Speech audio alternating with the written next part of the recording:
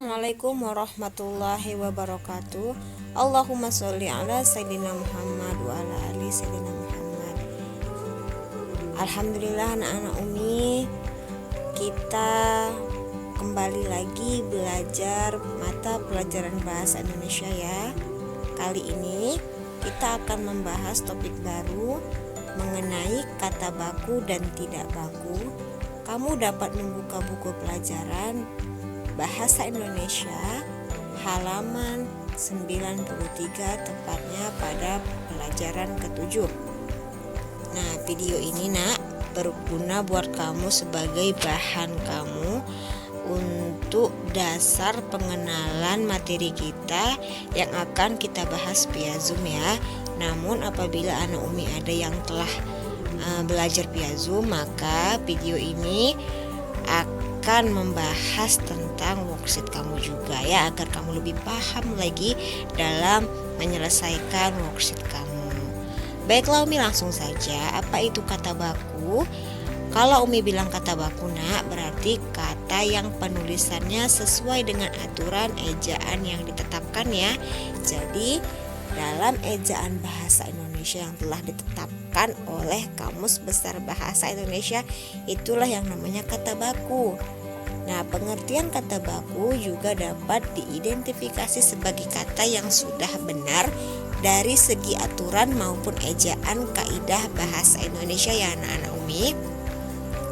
Kaidah bahasa Indonesia ini dikenal sebagai ejaan yang disempurnakan atau dapat kita singkat menjadi EYD, yang berarti ejaan yang disempurnakan atau tata bahasa baku.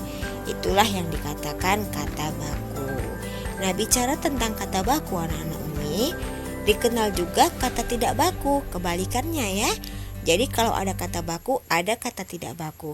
Nah, kata tidak baku itu apa? Kata tidak baku itu merupakan kata yang penggunaannya tidak sesuai dengan pedoman atau kaidah bahasa Indonesia yang telah ditentukan ya. Jadi kebalikan dari bahasa baku. Jadi kalau bahasa baku dia merupakan, atau kata baku ya, kata baku merupakan kata yang telah disempurnakan atau ditetapkan dalam ejaan yang disempurnakan. Sebaliknya, jika kata tidak baku berarti sering digunakan dalam bahasa tutur atau dalam percakapan sehari-hari. Jadi dalam percakapan sehari-hari yang enjoy, yang santai, kita sering menggunakan kata yang tidak baku ya. Nah, kata tidak baku itu cenderung lebih santai, lebih mudah dipahami.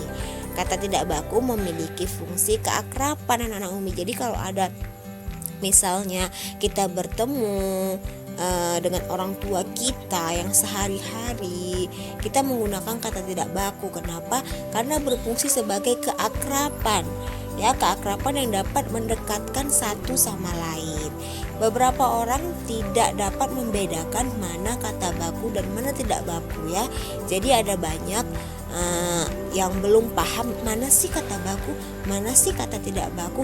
Bahkan beberapa orang keliru menganggap kata yang sering dipakai olehnya merupakan kata baku yang sesuai kaidah bahasa Indonesia. Padahal tidak seperti itu ya.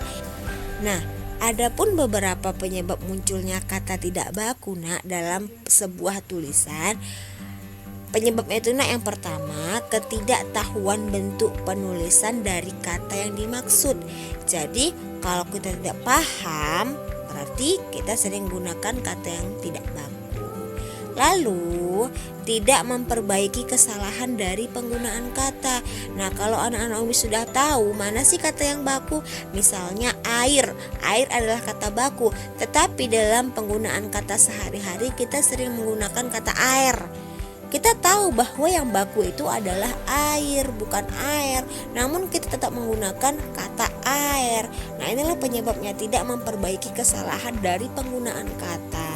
Lalu terpengaruh oleh orang-orang yang terbiasa menggunakan kata tidak baku, itulah penyebab berikutnya. Dan penyebabnya selanjutnya yaitu sudah terbiasa menggunakan kata tidak baku. Jadi kalau kita sudah terbiasa menggunakan kata yang tidak baku, maka sulit untuk kita menggunakan kata yang baku. Nah, itulah beberapa penyebabnya ya Nak. Lalu ciri-ciri kata baku Agar penggunaan kata yang digunakan benar dalam tulisan maupun ucapan, kita harus mengetahui apa ciri-ciri kata baku gitu. Jadi pertama, ciri kata baku itu pada umumnya kata baku tidak dipengaruhi bahasa asing. Jadi misalnya bahasa asing itu ada ekspor, ya kan? Lalu kamu bilang lah ekspor itu dengan tulisan ekspor dengan ekspor. Nah, ini tidak terpengaruh ya, Keduanya ini bukan merupakan kata yang mempengaruhi kata baku atau tidak baku. Jadi ciri-cirinya itu kata baku tidak dipengaruhi bahasa asing. Lalu kata baku tidak dipengaruhi bahasa daerah. Bahasa daerah contohnya apa? Saya itu baku. Gue, lo itu tidak baku, bukan. Jadi bahasa daerah itu tidak mempengaruhi dia baku atau tidak. Bahasa daerah seperti yang Umi katakan itu bahasa ibu, bahasa kedua kita, bahasa suku kita. Jadi tidak mempengaruhi apakah itu baku atau tidak baku ya. Kalau kamu bilang loh, gue, itu tidak baku, bukan. Dia tidak terpengaruh dari bahasa daerah. Lalu yang ketiga, bentuknya tetap dan tidak mudah berubah. Itu contohnya.